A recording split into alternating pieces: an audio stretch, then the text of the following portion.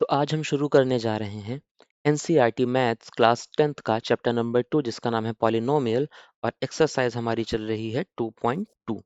हम एक्सरसाइज 2.2 का question number 1 करने जा रहे हैं जिसमें हमें कुछ क्वेश्चंस दिए गए हैं और हमसे ये कहा गया है हमें फाइंड करने हैं इनके जीरोस ऑफ पॉलिनोमियल और साथ ही साथ हमें उनको वेरीफाई भी करना है। तो देखिए जीरोस ऑफ पॉलिनोमियल फाइंड करने का मतलब है कि हमें x की वैल्यूज निकालनी है जो इक्वेशन हमारे पास में दी हुई है। इस इक्वेशन को सॉल्व करने पर x की क्या वैल्यू हमारे पास में आ रही है उसको ही हम जीरो ऑफ पॉलिनोमियल कहते हैं।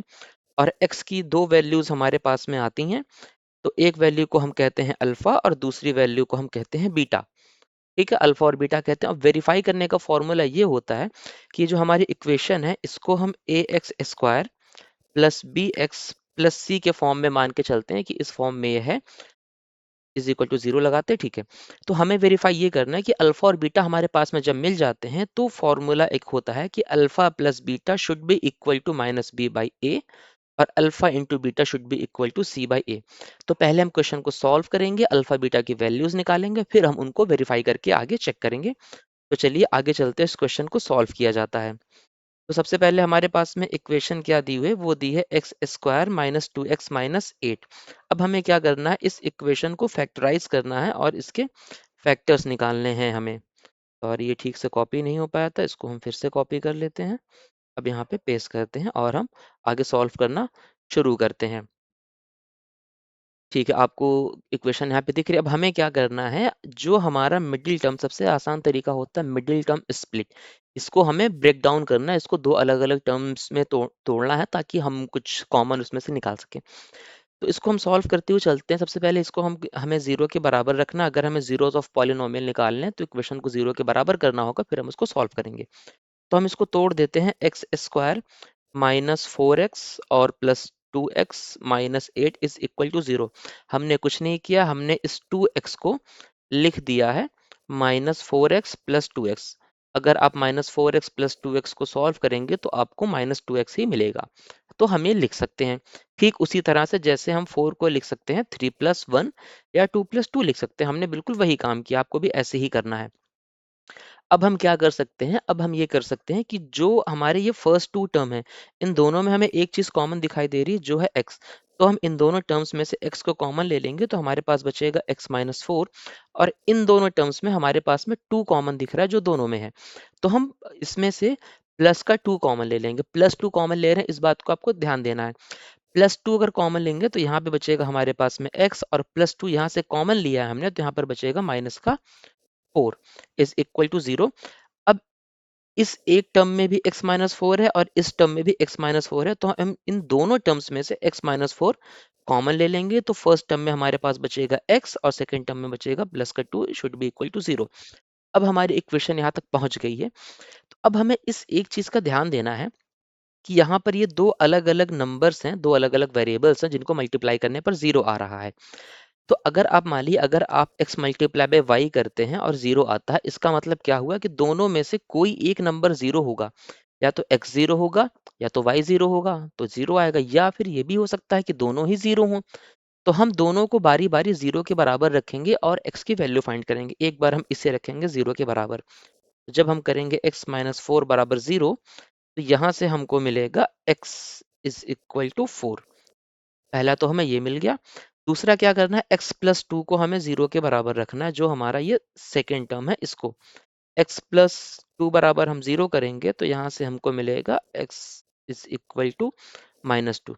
तो x की दो वैल्यूज हमारे पास में आ गई हैं, एक है फोर और एक है माइनस टू। तो हम ये कह सकते हैं कि अल्फा है वो है फोर और जो बीटा है वो है माइनस टू। दो वैल्यूज हमारे पास में जीरोस ऑफ पॉलिनोमियल तो हमने निकाल लिए हैं, लेकिन अब बारी है इनको वेरीफाई करने की। अब क्या बारी इनको वेरीफाई करने की, तो वेरीफाई करने के दो फॉर्मूले हमने आपको स्टार्टिंग में ही बताए थे।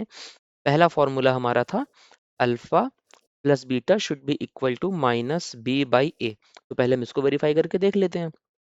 अल्फा हमारे पास में आया है फोर, हमने रखा फोर, और बीटा हमारे पास में आया है माइनस का टू। देखिए ध्यान देना है आपको, प्लस लगा था आपने प्लस लगाया, बीटा की जगह पर हमने माइनस टू रखा है, इस बात का हमेशा ध्यान देना, बच्चे यहाँ पे ही गलती करते हैं। अब फॉर्मूले में माइनस पहले से है तो हमें पहले माइनस लिख देना है। माइनस हमने लिख दिया।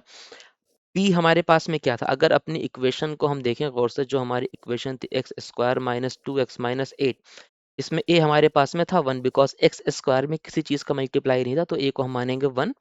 और बी हमारे पास में क्या आएगा, वो आएगा minus two X, because second term हमारा बी एक्स होना चाहिए, तो ये बी होगा माइनस का two, sorry not the two X, minus का टू।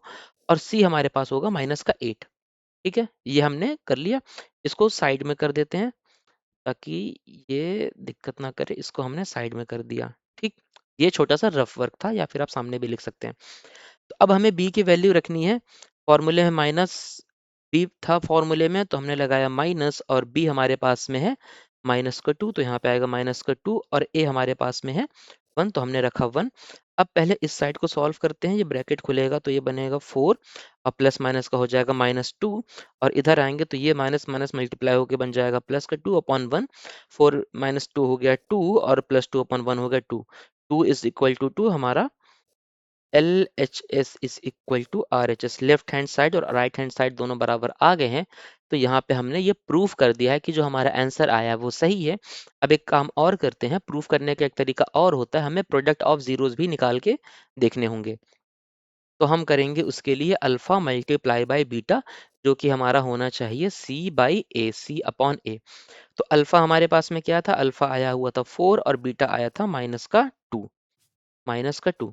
अब सी बाई ए, सी हमारे पास में क्या था, सी हमारा था माइनस का एट, तो सी की जगह पे हम रखेंगे माइनस एट। और ए हमारे पास में क्या था, ए हमारे पास था वन, तो हम रखेंगे वन। और जब हम सॉल्व करेंगे, पहले इधर सॉल्व करते, four multiply by minus two, तो ये आएगा माइनस एट, और माइनस एट अपॉन वन, तो ये भी आएगा माइनस एट। तो यहाँ से भी हमारा आया है L H S is equal to R H S. तो हमने यहाँ पे आंसर दे दिया, हमने चीज़ों को प्रूफ कर दिया है। आपको इतना करना है, जब आप जीरोस ऑफ पॉलिनोमियल निकालेंगे अल्फा और बीटा, तो इनको ब्रैकेट में करके यहाँ पे आंसर लिखना है, और जब आप प्रूफ कर देंगे तो यहाँ पे आपको लिख देना है हेंस प्रूफ।